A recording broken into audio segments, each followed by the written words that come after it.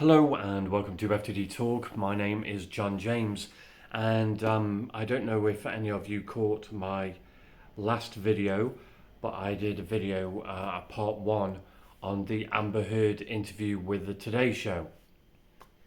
Today is part two of that, and let's see what she says again. There's a text message where Johnny promises total global humiliation for you. Do you feel like that came true?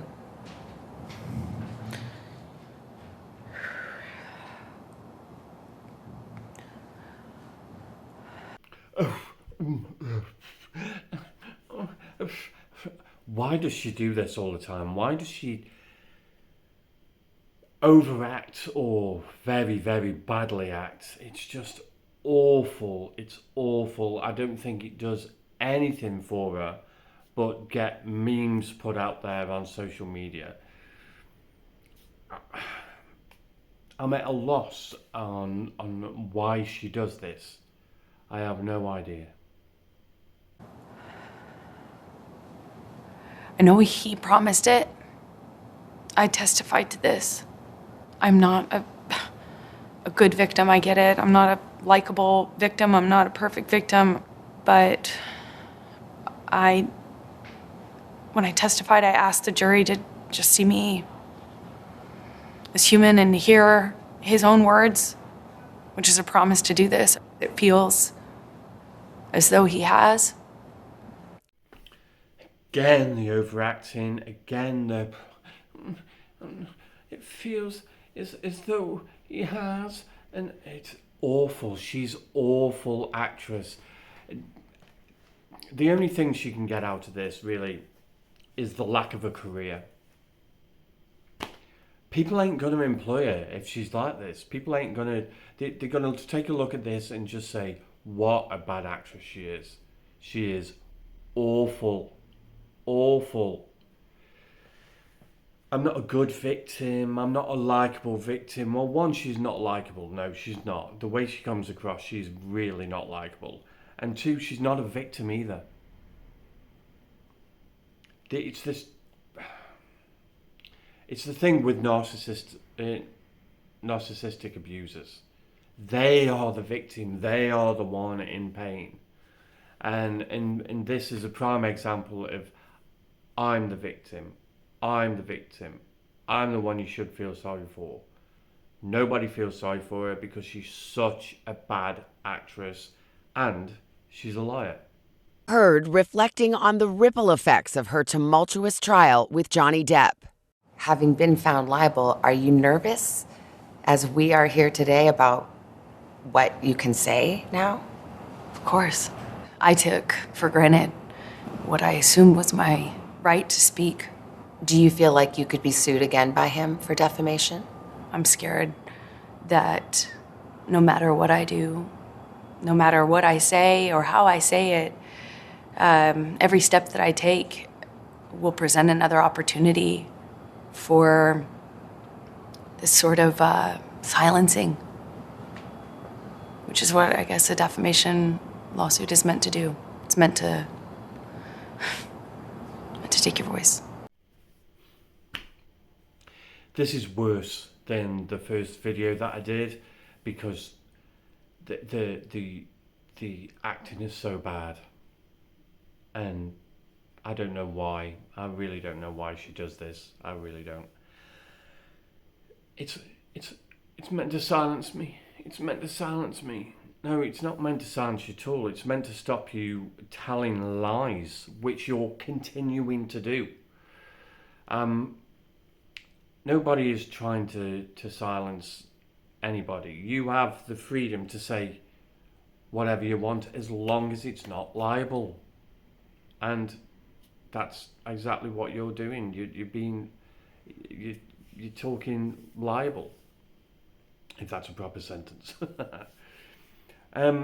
Yeah, and she says, are you scared? Are you scared? Like the interviewer, are you scared of what will happen being here today? If she was that scared, of which she said she is, she wouldn't be there today.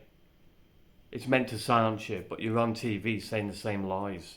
So you're not silenced. So again, more bullshit.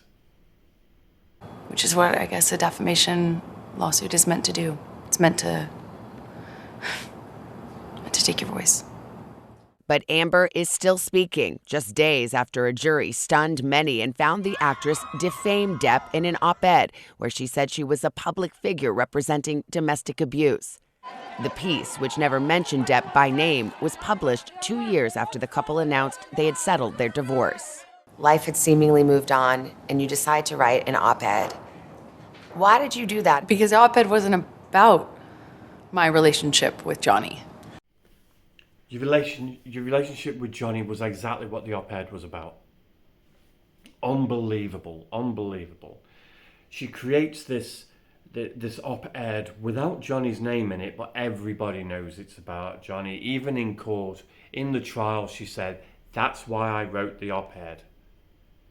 You told this jury under oath that you had no idea that the paparazzi would be at the courthouse on May 27, 2016. You didn't expect a TMZ employee to show up to testify that TMZ had been alerted that you would be at the courthouse and knew exactly which side of your face to take a picture of. Did you?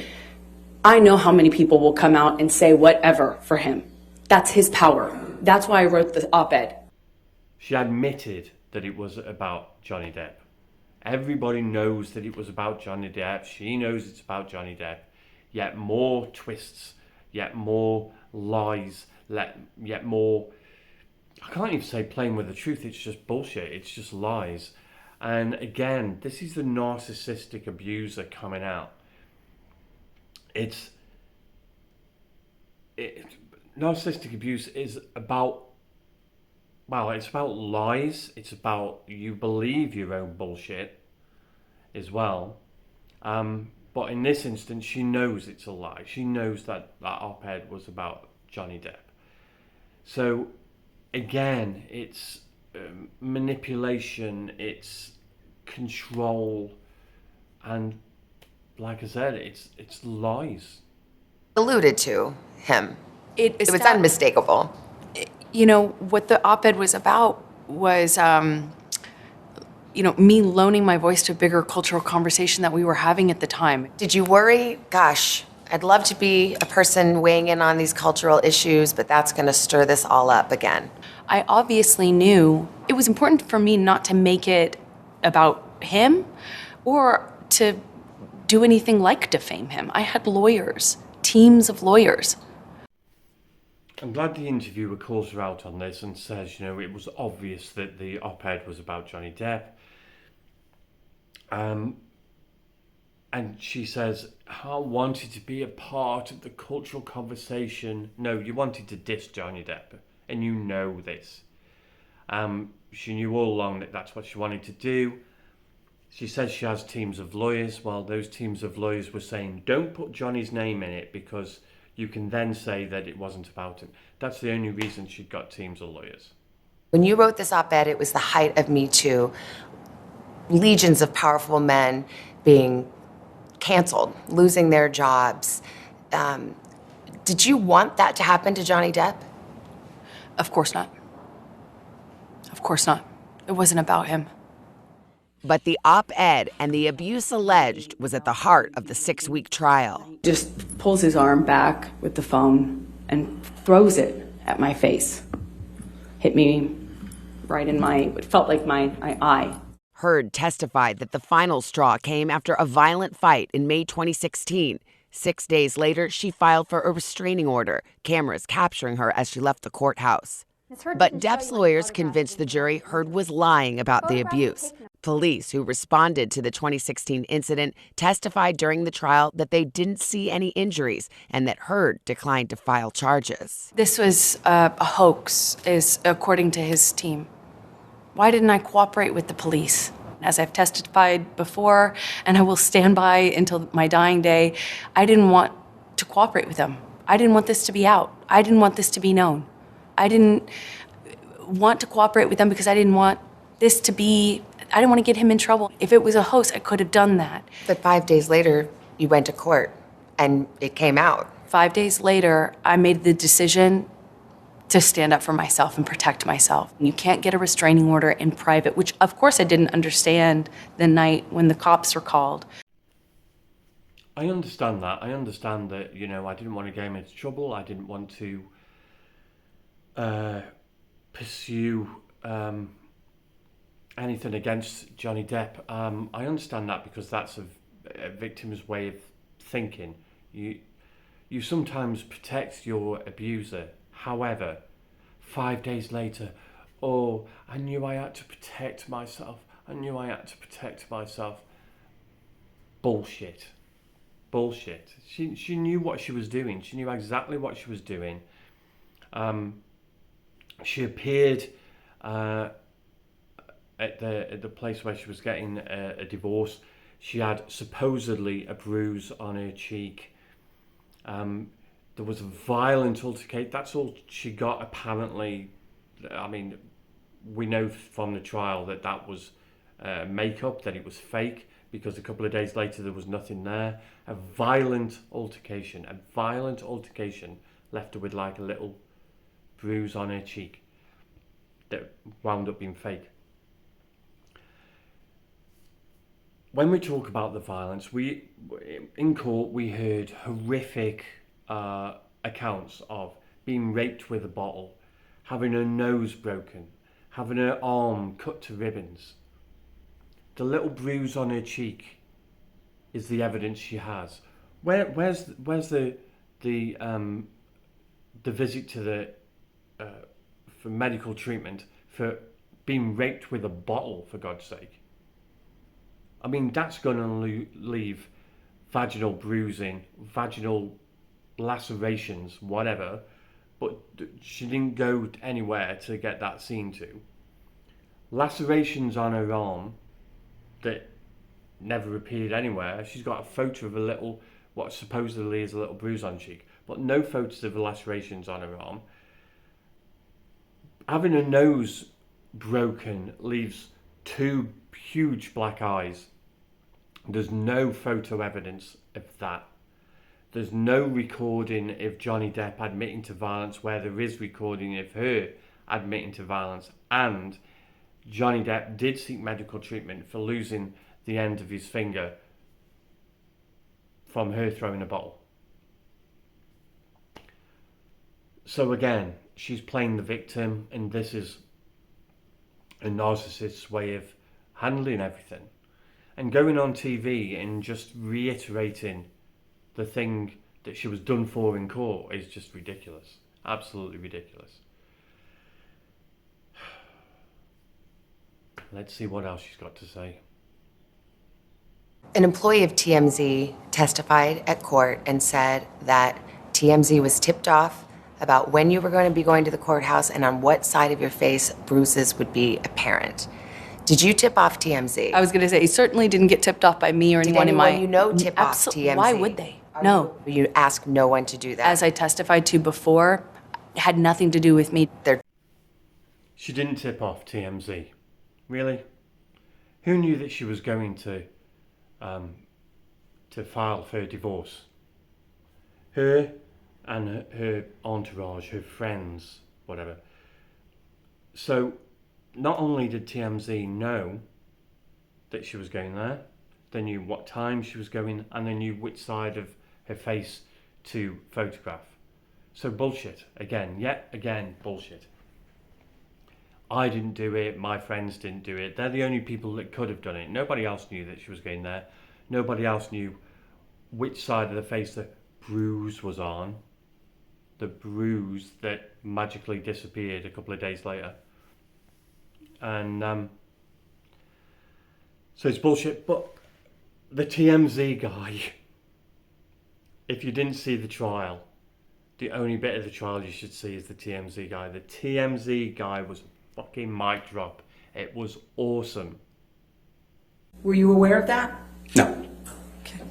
Now, if you don't have information that's helpful to this case, then you wouldn't be a witness, correct? Objection, calls for speculation. Sustained. Next question. I'm not aware. Okay, you know this case is being televised, right? I am aware that there are cameras. And so this gets you your 15 minutes of fame, doesn't Objection, Your Honor, argumentative. it? I can ask that question. Overruled. So I stand to gain nothing from this. I'm actually putting myself kind of in a target of TMZ, a very litigious organization, and I'm not seeking any 15 minutes here. Though you're welcome to speculate. I could say the same thing by taking Amber Heard as a client for you. See? Brilliant. Let's see what other lies she can come up with. Incidents that you testified to, and the DEP legal team would put up pictures of you publicly right after that or in the days following and saying that why are there no bruises? Again, it's that thing. If you have bruising, if you have injuries, it's fake. If you don't have any, then you weren't injured. This is I can't do right for doing wrong mentality. And again, it's just a part of the mounting lies.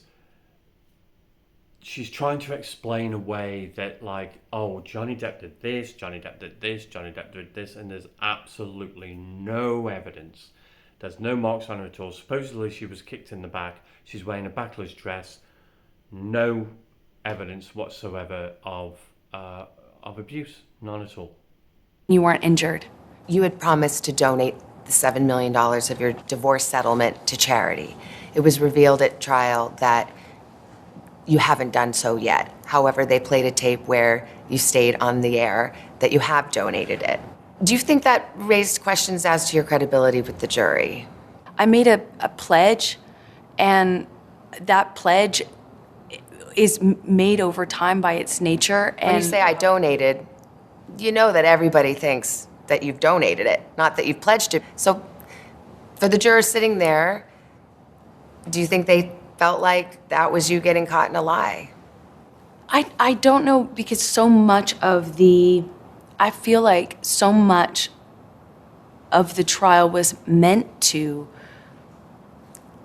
cast aspersions on who I am as a human, my credibility, to call me a liar in every way you can. And That more. was the trial. It was a credibility contest. And That was it. This is another one of the examples where if you pull back and you think about it, I shouldn't have to have donated it in an effort to be believed. I shouldn't have had to earmark the entirety of that in order to have You shouldn't have, but once you said you did. Right, which is where it was intended to go.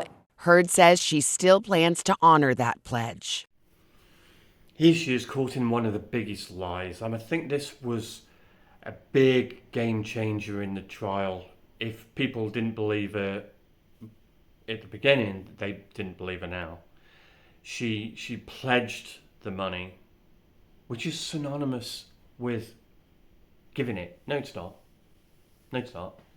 And I didn't have to do this, making her a martyr. Look what I pledged to do. I didn't have to, but I did. And it's just more bollocks. She said that she'd given the money to charity. She hadn't given the money to charity. She'd pledged the money to charity. But on TV, on an interview on a talk show, she said she'd given the money because she wants to look the martyr. She wants to look like this really generous, giving person, and she didn't. She kept the money. She gave away a very small amount of it. Just a few $1,000s, a few $100,000, not millions like she said she did. And again, she's caught in a lie. And I'm really glad that the interviewer called her out on this. Can I talk talk about the interviewer? This isn't really, if I'm going to say anything in defence of Amber Heard, this is not really a fair interview. I think she's going really easy on her, so I think it's more than fair there. But the interviewer, her husband, is a communications expert, and he worked for the Johnny Depp team. So it's a little controversial who they chose to give the interview. But on saying that, she's still lying, and she's still getting caught in lies even now. Heard says she still plans to honor that pledge. How do you see your future now? I get to be a mom. like full time, you know, where I'm not having to juggle calls with lawyers. One day you may want to tell your daughter about this or have to tell your daughter about everything that you've gone through. What would you want to say? I think no matter what, it will mean something. I did the right thing. I did everything I could to stand up for myself and the truth. Heard and Depp's volatile relationship lasted just 4 years, Depp confirming his engagement to me on Today in 2014. Congratulations. Thank you. Are you excited? Yeah, very. She's a wonderful girl. She's sharp as a tack, you know, wonderful, you know, Southern belle, and sweet as can be, and very good for me, you know. On the first day of the trial, you issued a statement, and part of the statement said, "I still have love for Johnny." Yes. Is that still true? Yes. After everything? Absolutely. Absolutely. I love him. I loved him with all my heart. And I tried the best I could to make a deeply broken relationship work. And I couldn't. She wants to rebuild her life. She wants to be a mom. And again, all that is like martyr status. Look, I have a child. I didn't know she'd got a child, but look, I have a child. Look, I want to be a mom. I just want the quiet life. I just want things to go back to normal. You're the one who started it, Amber. She's the one who started all this crap. The trial came about because of her lies. And it was proven in court that she lied. And she now wants to play the martyr. She now wants to get on with her life. She now wants to be left alone. What are you doing? What was she doing an interview on you know, the Today Show for then? If she wants just get back to normal, if she wants her life to be normal, then stop doing interviews, stop putting your lies out there. It's ridiculous, absolutely ridiculous. And you know, I have no sympathy for the woman at all. I can't muster any sympathy. I know that, like, I should say biased because I'm a male victim of female violence. But even if I wasn't, I don't think I could muster any sympathy for her because she's like this all the time. She can't shut up and just get on with her life. She's been proven to be a liar. Stop lying and get on with your life. That's my advice. As much as it counts for anything. So thank you for watching again. I hope you you found that video interesting, me waffling on about this. Whatever you thought of the conversation that Amber Heard had, put your comments in the comments. And yeah, so unbelievable. It's just a typical example of a narcissistic abuser there. It's so typical. My abuser was exactly the same. My abuser went to work and said, if I don't turn up for work, my boyfriend's killed me. And she planted that thought in people's heads. And unbelievable, you know, it's how the very abuser can become the abused. And yeah, it's terrifying for the actual abused person, for the actual victim. Absolutely terrifying. Because not only are you being abused, you can be accused of being the abuser. And if you're a man, that's really difficult to get across that you're the victim. Really, really difficult. I know that. Many of you out there know that. So, okay. Thank you for listening again. Much appreciated. I do appreciate everybody who watches this channel. I appreciate everybody who is liked, subscribed, and commented, and bless you all. And on saying that, please press the like button, hit subscribe. There are plenty of videos to come, both of me waffling on, and at the moment Nick is doing the FTD Talk conversations. Excuse me. And he's doing a great job. So when my health improves, I'll be back, and me and Nick will be sharing hosting duties, hopefully. And FTD Talk can only grow from there.